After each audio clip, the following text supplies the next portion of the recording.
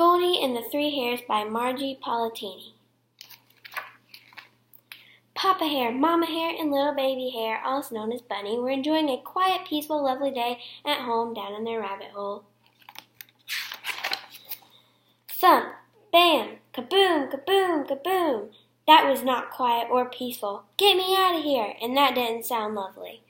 What was that? Said Papa and Mama. Quick, to the door ran Bunny. A foot cried, peeking through the tiny window. A big little foot that belongs to a big little girl who fell down our rabbit hole and landed splat on our door stoop. I said, "Get me out of here."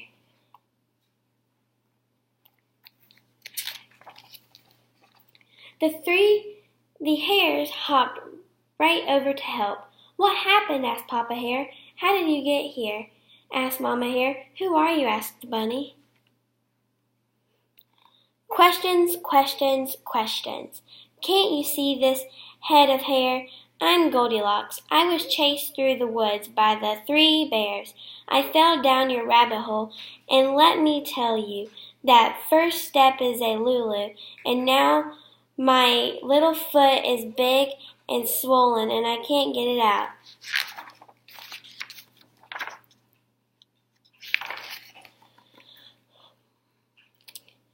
Papa, Mama, and little baby Hare watched the big little foot grow bigger by the minute.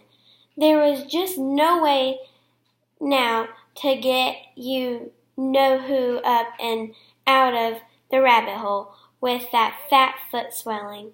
Well, they all couldn't just stay there watching the foot. So the 3 hares helped the big little girl into their house.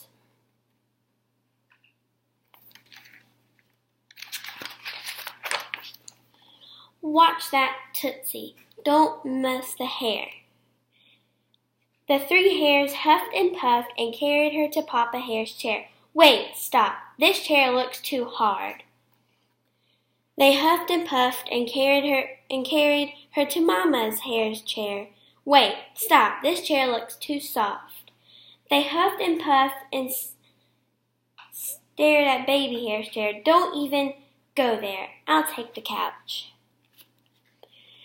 Which she did, with both feet up on the cushions. Now this is just right. Not really, Mama didn't allow shoes on the sofa. But there she sat and settled in, big shoe and all. I told you to fix that Lulu of the first step, muttered Mama to Papa.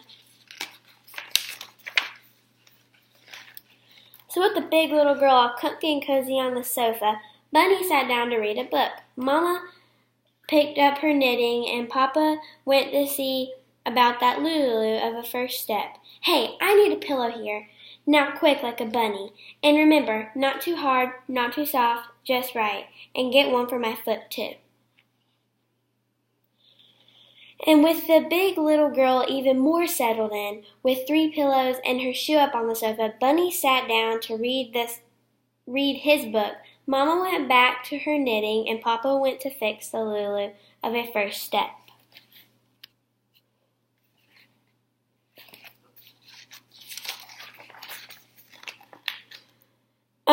Haven't we forgotten something here? Like a blanket? I need a blanket. Too scratchy, too itchy, too big, too little, too hot, way too skimpy. Actually, I prefer cashmere. And somebody turn up the heat, will you?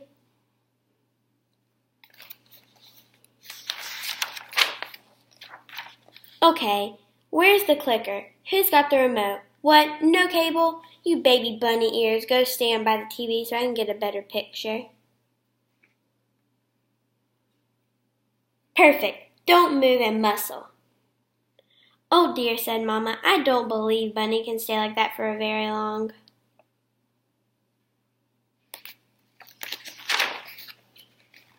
Luckily for the hares, the big little girl felt so comfy cozy, and the TV program was so long and boring she fell sound asleep. Mama sighed. How are we ever going to get her to leave? Papa came up with a marvelous plan. When you know who wakes up, she's going to be hungry. We're rabbits. All we have to eat are vegetables. Give her some carrots, spinach, and a little big of cabbage, and she'll be running for the door, Bigfoot and all, before we know it.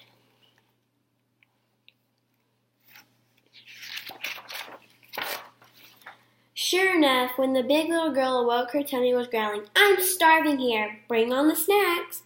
Mama Hare came from the kitchen carrying a cup of carrot juice, 2 spinach pies, and 5 steamed Brussels sprouts. The 3 hares tried their very best not to grin big, broad, toothy grins. Their plan was working perfectly. Then the big little girl picked up a sprout. "I love veggies. Toss me some arugula." The big little girl not only had all of their pillows, best blankets, and her shoe up on the sofa, but now she was eating them out of home, and every vegetable, including the carrot tops.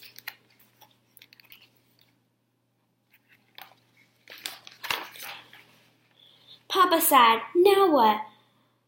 Mama had a dandy idea. "We'll invite the neighbors for a visit," with the hare house being so small, the neighbors being so many, and you-know-who being so large. Certainly the big little girl would not want to stay where it was, so cramped and crowded. "Company? I love parties. Which one of you bunnies brought the artichoke dip?" This called for desperate measures, and it was time to bring in Sherman.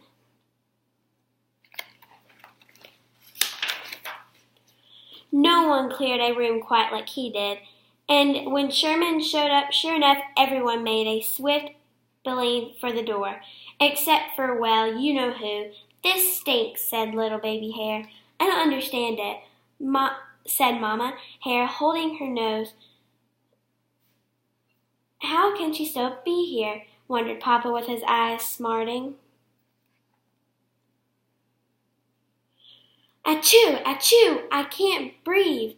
My nose is all stuffy and I can't smell a thing.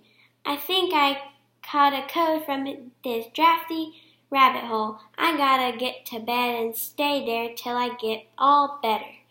Baby Hare saw the big little girl eyeing just right little bed.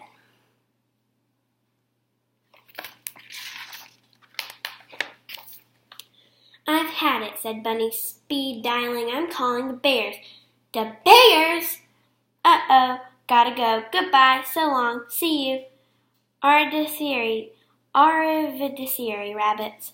The big little girl with the big swollen foot scooted out of the hare's house, even with an achoo, and ran up the rabbit hole, past the lulu of a first step, and the 3 hares went back to enjoying a quiet, peaceful, lovely day at home in their rabbit hole.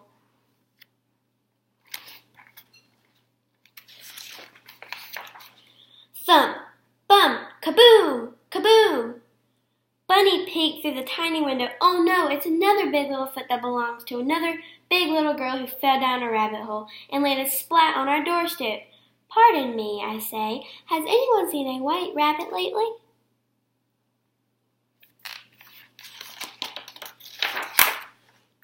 "I've got to fix that lulu of a first step." The end.